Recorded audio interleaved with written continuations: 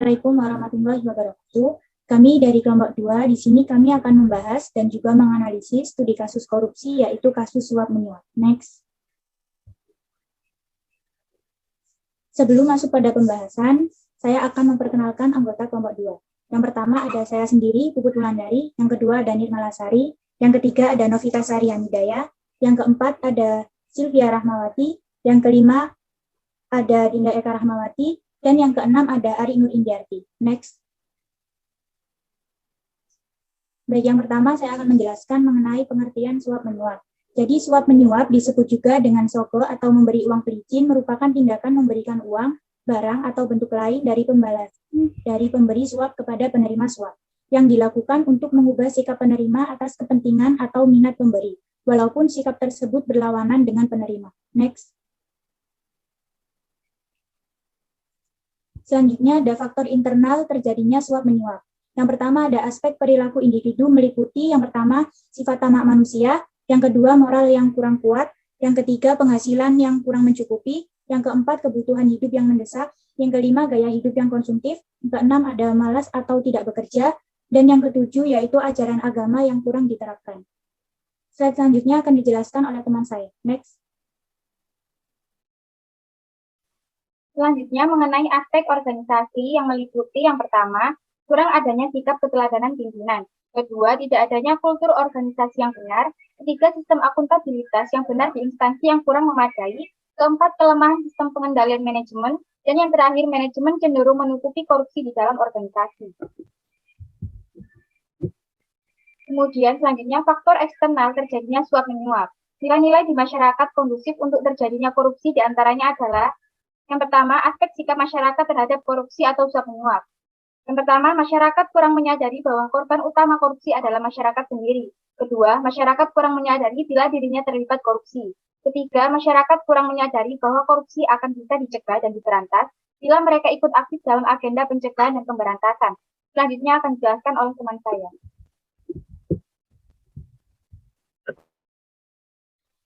Yang kedua, aspek ekonomi. Dalam rentang kehidupan, ada kemungkinan seseorang mengalami situasi terdesak dalam hal ekonomi. Keterdesakan itu membuka ruang bagi seseorang untuk mengambil jalan pintas diantaranya dengan melakukan korupsi. Ketiga, aspek politis. Instabilitas politik, kepentingan politis meraih dan mempertahankan kekuasaan sangat berpotensi menyebabkan perilaku korupsi. Next.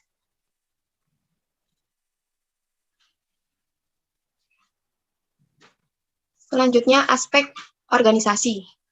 Terdapat 5 aspek organisasi yang menjadi faktor penyebab suap menyuap. Di antaranya, pertama, kurang adanya sikap keteladanan pimpinan. Kedua, tidak adanya kultur organisasi yang benar.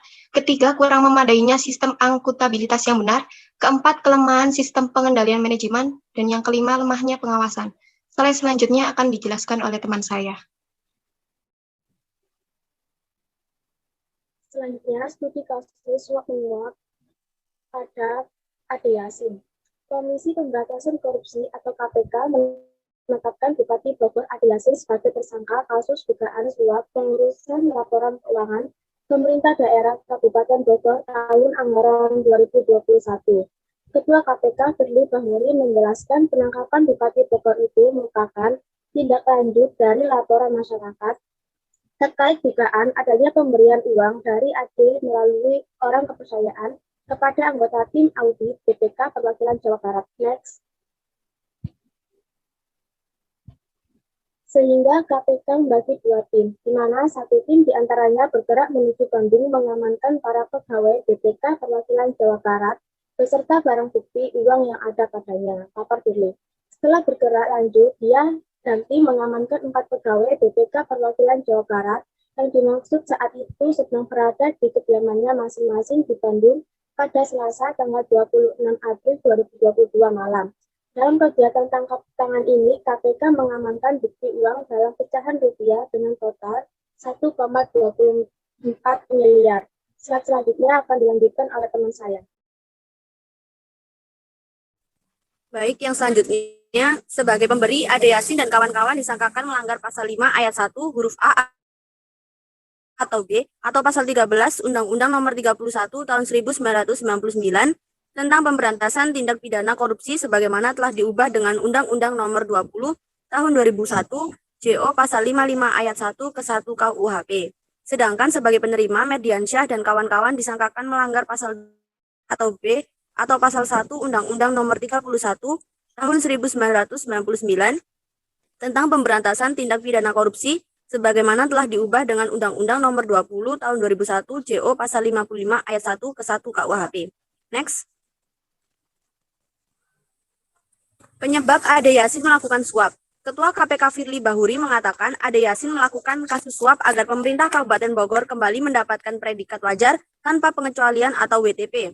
Firly menyampaikan BPK Perwakilan Jawa Barat menugaskan tim pemeriksa untuk melakukan audit pemeriksaan interim atau pendahuluan atas laporan keuangan pemerintah daerah atau LKPD tahun anggaran 2021 Pemkab Bogor.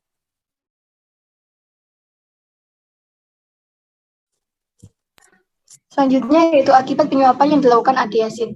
Akibat dari korupsi ini, Ade Yasin dan tersangka lainnya dinonaktifkan serta penahanan ditambah menjadi 40 hari oleh Komisi Pemberantasan Korupsi. Mereka ditangkap dalam operasi tangkap tangan atau OTT Satgas Lembaga Anti Rasuah dalam kasus suap pengurusan laporan keuangan pemerintah Kabupaten Bogor tahun anggaran 2021. Dalam kasus ini, ada pun ke-6 saksi tersebut yang merupakan pegawai pemerintah kabupaten atau Pemkab Bogor. Next. Selanjutnya yaitu cara mengatasi kasus suap menyuap tersebut. Yang pertama, menciptakan pendidikan anti korupsi. Yang kedua, berikan hukuman berat pada koruptor. Yang ketiga, pemerintah harus memperkuat dan mempertegas hukum. Next. Selanjutnya yang keempat, membangun pendidikan moral sejak kecil. Yang kelima, tanamkan nilai religi secara intensif. Yang keenam, supremasi hukum yang kuat. Dan yang terakhir, hilangkan budaya suap menyuap.